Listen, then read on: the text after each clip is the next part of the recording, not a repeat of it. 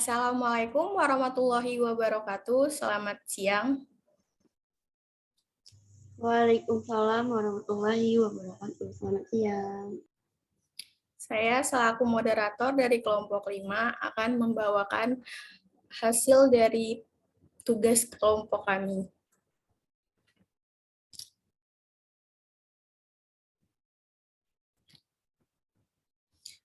Tugas ini dipresentasikan untuk memenuhi tugas kelompok dengan mata kuliah metodologi penelitian dengan dosen pengampu Ibu Yayu Putri Rahayu, Sarjana Sains, Magister Sains, disusun oleh kelas 6A kelompok 5.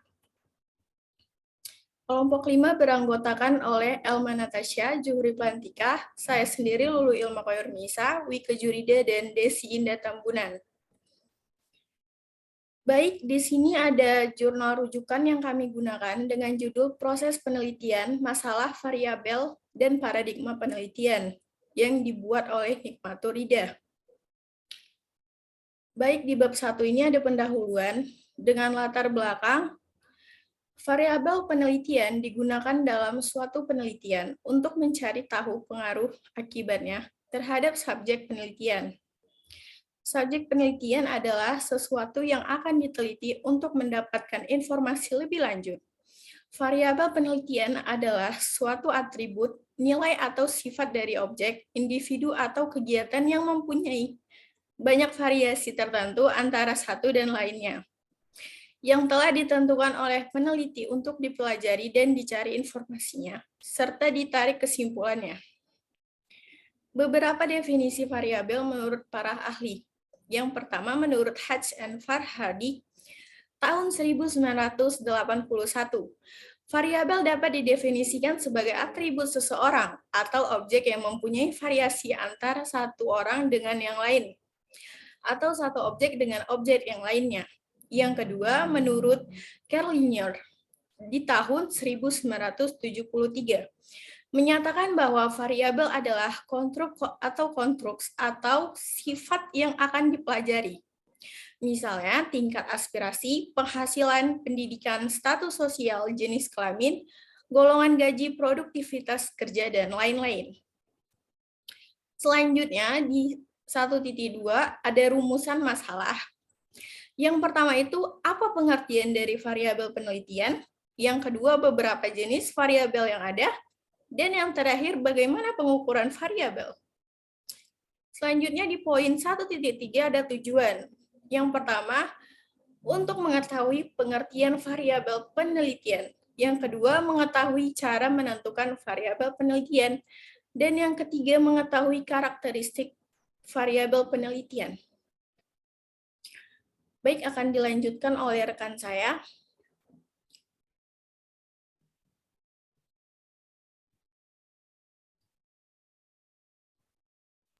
Baik, terima kasih kepada moderator.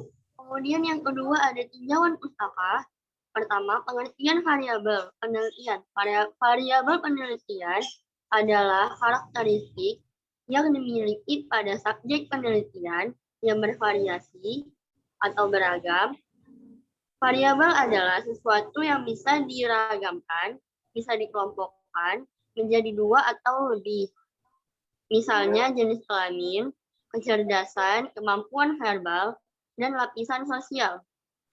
Variabel penelitian adalah suatu atribut, nilai atau sifat dari objek, individu atau kegiatan yang mempunyai banyak variasi tertentu antara satu dan lainnya, yang telah ditentukan oleh peneliti untuk dipelajari dan dicari informasinya, serta ditarik kesimpulannya.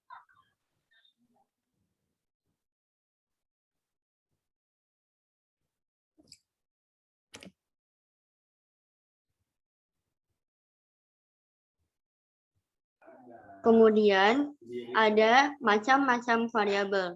Yang pertama yaitu ada variabel independen. Variabel ini sering disebut dengan variabel stimulus, prediktor, anteseden. Dalam bahasa Indonesia disebut sebagai variabel bebas. Variabel bebas merupakan variabel yang mempengaruhi atau yang menjadi sebab perubahannya atau timbulnya variabel dependen atau terikat. Variabel ini biasa disebut juga dengan variabel eksogen.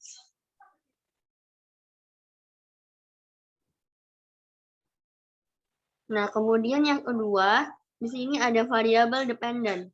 Variabel dependen ini disebut juga dengan variabel output, kriteria, konsekuen. Dalam bahasa Indonesia, sering juga disebut dengan variabel terikat. Variabel terikat merupakan variabel yang mempengaruhi atau yang menjadi akibat. Karena adanya variabel bebas, variabel terikat disebut juga variabel endogen.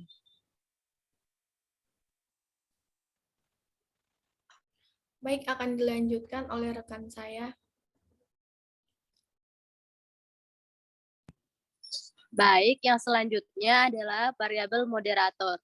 Variabel moderator adalah variabel yang mempengaruhi atau memperkuat atau memperlemah hubungan antara variabel independen dengan dependen. Yang keempat, variabel intervening. Menurut Tuchman tahun 1988, an intervening variable is that factor that theoretical affect the observed phenomenon but cannot be seen, measured, or manipulated. Variabel intervening adalah variabel yang secara teoritis mempengaruhi hubungan antara variabel independen dengan dependen, tetapi tidak dapat diamati dan diukur. Selanjutnya diteruskan oleh Zuri.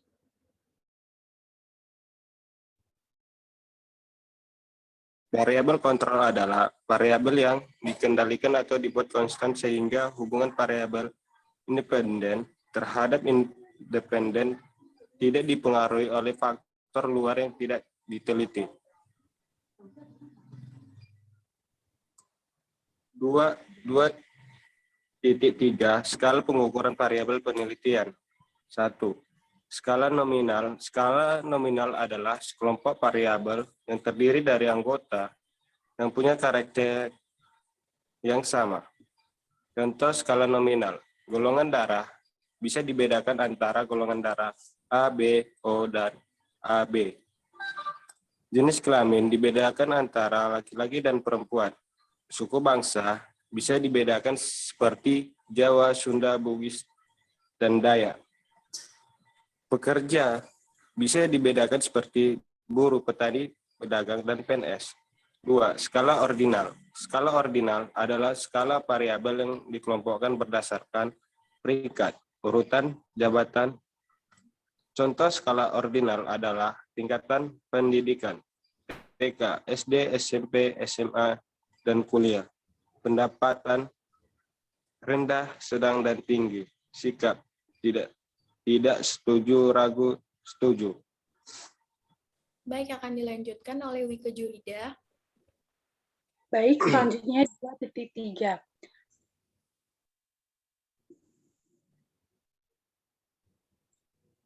Skala interval. Skala interval adalah skala yang jaraknya bisa dibandingkan karena batas variasi nilai antara satu dengan yang lainnya jelas.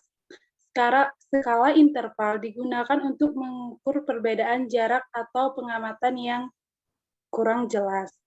Contoh skala interval adalah yang pertama skala pada tanggal, selanjutnya tanggal kecerdasan, selanjutnya skala pada jarak, dan terakhir skala pada suhu. Keempat, skala rasio. Skala rasio adalah skala yang batas dan variasi nilai yang jelas intervalnya jelas. Contoh skala rasio adalah denyut nadi, tinggi badan, berat badan, dosis obat, dan hasil penjualan.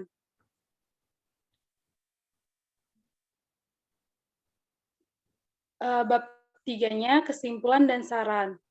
Kesimpulannya, variabel penelitian dibuat untuk menentukan pengaruh dan akibat dari subjek penelitian. Variabel penelitian adalah karakteristik yang memiliki pada satu penelitian yang bervariasi. Variabel penelitian adalah segala sesuatu yang berbentuk apa saja yang ditetapkan oleh peneliti. Diperoleh informasi tentang hal tersebut, lalu ditarik kesimpulannya.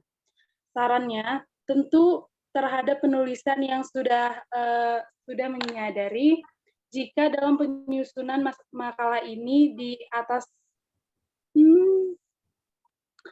sarannya, tentu terhadap penulis sudah menyadari jika dalam penyusunan makalah di atas masih banyak ada kesalahan, serta jauh dari kata sempurna. Adapun nantinya, penulis akan segera melakukan perbaikan susunan makalah itu dengan menggunakan pedoman dari beberapa sumber dan kritik yang membangun para pembacanya. Terima kasih. Baik, berikut ada daftar pustaka yang kami ambil dari link dan dari jurnal. Sekian presentasi dari kami. Saya berterima kasih kepada rekan-rekan saya sudah membuat ini sedemikian rupa. Wallahul muwaffiq ila aqwamit thoriq. Wassalamualaikum warahmatullahi wabarakatuh. Waalaikumsalam warahmatullahi wabarakatuh.